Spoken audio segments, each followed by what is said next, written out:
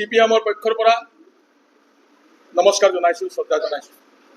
আমি বৰ্তমান পৰিপ্ৰেক্ষিতত, নিৰ্বাচনৰ পৰিপ্ৰেক্ষিতত অসমত 6টা ৰাজনৈতিক দল, ভাৰতীয় জাতীয় কংগ্ৰেছ, ৰাইজৰ দল, অসম জাতীয় পৰিষদ, CPIM, CPIML আৰু APHC, এই 6টা ৰাজনৈতিক দলে একত্ৰিত হৈ বিজেপিক পৰাস্ত কৰাৰ কাৰণে বিজেপিৰ অপশাসনৰ বিৰুদ্ধে একত্ৰিত হ'বলৈ বাধ্য হৈছে, একত্ৰিত হৈছে। বিজেপিৰ যি সাম্প্ৰদায়িক বিভাজনবাদী নীতি, ভ্ৰষ্টাচাৰ, দুৰ্নীতি, স্বৈৰাচাৰী নীতি, প্ৰলোভনৰ প্ৰতাৰণাৰ যি ৰাজনীতি, তাৰ বিৰুদ্ধে অসমৰ চুকে কোণে ৰাইজো আজি গুজৰি গুমৰি আছে।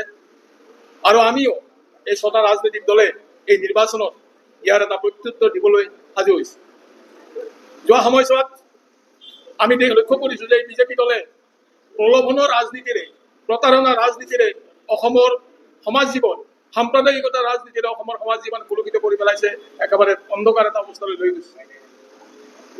তেওঁলোকে ইমান মিছা কথা ক'ব পাৰে। এতিয়া একেবাৰে নতুন এটা ঘটনা যে সদ্যহতে কালিও ডক্টৰ হিমন্ত বিশ্ব শৰ্মা ডাঙৰীয়াই ঘোষণা কৰিছে যে অসমত ৰন্ধন গেছ, পেট্ৰল মানে তেলৰ কোনো নাটনি হোৱা নাই। এইটো অদ্ভুত কথা। আজি 5 দিন ধৰি ৰাতিপুৱা 6টা-5টা বজাৰ পৰা মানুহে লাইন লগাই গেছৰ গুদামৰ সন্মুখত, গেছ মানে এজেঞ্চিৰ সন্মুখত, গেছটো নাই। পেট্ৰল কি অৱস্থা হৈছে, ডিপু বন্ধ, 200 টকাৰ তেল বেছি নিদিয়ে। এই যে ঘটনাবিলাক, মই প্ৰথমতে ভাবিছিলোঁ এইটো যোৰহাটত হৈছে, কিন্তু যেতিয়া খবৰ কৰিলোঁ গুৱাহাটীতো অৱস্থা আৰু বেয়া। সমগ্ৰ অসমতে এই ঘটনাবিলাক হৈছে। এফালে কিন্তু কৈ আছে যে নাটনি হোৱা নাই। এইবিলাক যে মিছা কথা, প্ৰলোভন, আজি প্ৰলোভনৰ ৰাজনীতি কৰি তেওঁলোকে এফালে অসমৰ হাজাৰ হাজাৰ স্কুল, চৰকাৰী মাধ্যমৰ, অসমীয়া মাধ্যমৰ স্কুলবিলাক বন্ধ কৰি দিছে, আৰু অন্যহাতে প্ৰাইভেট স্কুলবিলাকক গুৰুত্ব দি য'ত ডক্টৰ হিমন্ত বিশ্ব শৰ্মা ডাঙৰীয়াৰ পৰিবাৰ ৰিণিকী ভূঞাৰ স্কুল প্ৰাথমিক স্তৰলৈ 3,14,000 টকা ফিজ দিব লাগে 1 বছৰত, তেনেকুৱা স্কুলবিলাক খুলি দিছে। যাৰ ফলত সৰ্বসাধাৰণ মানুহৰ ল'ৰা ছোৱালী, দৰিদ্ৰ দুখীয়া ঘৰৰ ল'ৰা ছোৱালী শিক্ষাৰ পৰা বঞ্চিত হোৱাৰ কাৰণে এটা ব্যৱস্থা কৰিছে।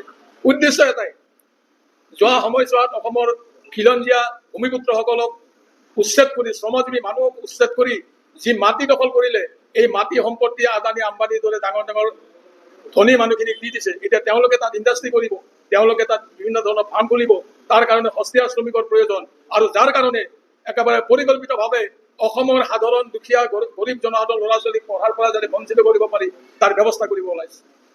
তেওঁলোকে চাহ শ্ৰমিকৰ সৰ্বানন্দ সোণোৱাল ডাঙৰীয়াৰ যেতিয়া মুখ্যমন্ত্ৰী আছিল, তেতিয়াই এটা আলোচনা হৈছিল, তাতে ঘোষণা কৰিছিল যে চাহ শ্ৰমিকসকলক 351 টকা হাজিৰা দিয়া হ'ব।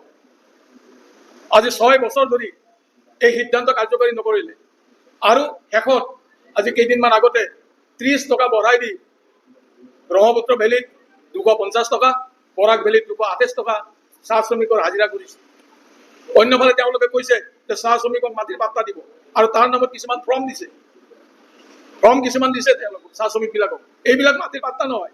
সাধাৰণ চাহ শ্ৰমিকসকলে ভাবিছে যে আমি পাত্তা পাই গ'লো। একোখন যি ফৰ্মবিলাকত কোনো ধৰণৰ মাটি পাত্তা দিয়াৰ কথা নাই। এই ধৰণে প্ৰলোভন দি আজি অসমৰ সাধাৰণ মানুহক তেওঁলোকে প্ৰলোভিত কৰি অকল ভোটৰ ৰাজনীতিৰ কাৰণে এই কামবিলাক কৰিব ওলাইছে। গতিকে আমি এই যে বিজেপিৰ যে অপশাসন, ভ্ৰষ্টাচাৰ, দুৰ্নীতি, ইয়াৰ বিৰুদ্ধে একত্ৰিত হৈছোঁ, আৰু এই নিৰ্বাচনত বিজেপিক পৰাস্ত কৰাৰ কাৰণে সংকল্প গ্ৰহণ কৰিছোঁ।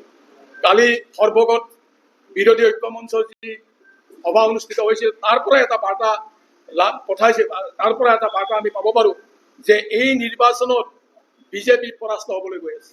সকলো দলৰ সন্মানীয় বিষয়ববীয়াসকল আৰু অতি আদৰৰ সন্মানৰ আমাৰ প্ৰেছ সাংবাদিক বন্ধুসকল, আপোনালোক সকলোৰে অৱগত যে খুব দেৰিকৈ হ'লেও আমাৰ এই 6টা দলৰ বিজেপি বিৰোধী ঐক্য মঞ্চ আমি গঢ়ি তুলিবলৈ সক্ষম হৈছোঁ।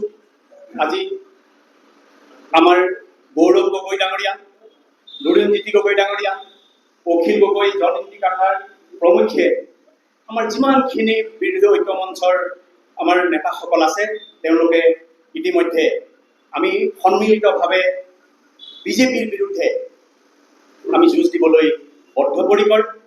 আমি সকলোৱে ইয়াত এটা কথা দেখি আহিছোঁ যে তেওঁলোকে এটা উগ্ৰ সাম্প্ৰদায়িক নীতিৰে আজি হিন্দু মুছলমানৰ মাজত এই আজান ফকীৰৰ দেশখনত, শংকৰ আজান দেশখনত বিভেদৰ সৃষ্টি কৰিবলৈ বিচাৰিছে। ভয় ভাবুকিৰে তেওঁলোকে আঁচনি পতাৰ ভয় দিবলৈ আহিছে। অগণতান্ত্ৰিক হিচাপে মানুহক যেতিয়াই তেতিয়াই য'তে ত'তে একোটা বিভিন্ন আঁচনিৰ নামত কেলেংকাৰী দুৰ্নীতি তেওঁলোকে চাৰিওফালে শিপাই তুলিছে। ইয়াৰ উপৰিও যিটো আমাৰ অৰ্থনৈতিক ভেটি, গ্ৰাম্য অৰ্থনীতিৰ ভেটি সকলো তছ নছ কৰি মানুহক কামৰ পৰা 1250 টকাৰ হিতাধিকাৰী সৃষ্টি কৰি আমাৰ সকলো কৰ্মমুখী মানুহক লাহে লাহে কামৰ পৰা আঁতৰাই আনি এটা সমান্তৰাল অৰ্থনীতি গঢ়ি তুলিবলৈ বিচাৰিছে।